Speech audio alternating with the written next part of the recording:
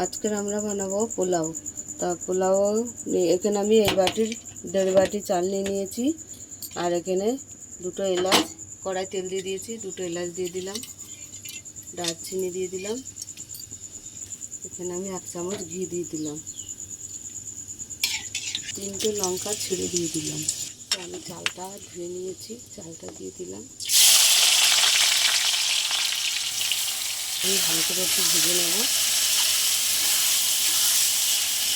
তো কালার হওয়ার জন্য আমি হলুদ দিয়ে দিলাম।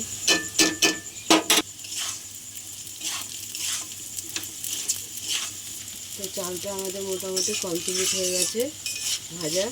আমি এখানে কাজু বাদাম আর কিশমিশ দিয়ে দিলাম।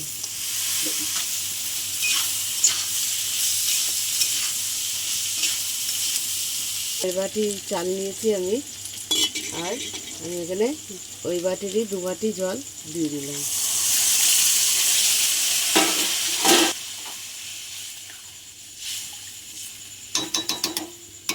তো স্বাদ মতন নুন দিয়ে দিলাম।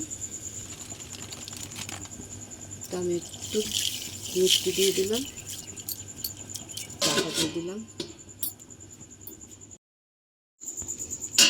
তো ঢাকাটা খুলে দিচ্ছি আমরা।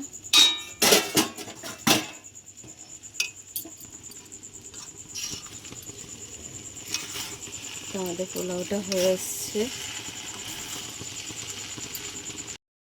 তো দেখো আমাদের পোলাও হয়ে গেছে।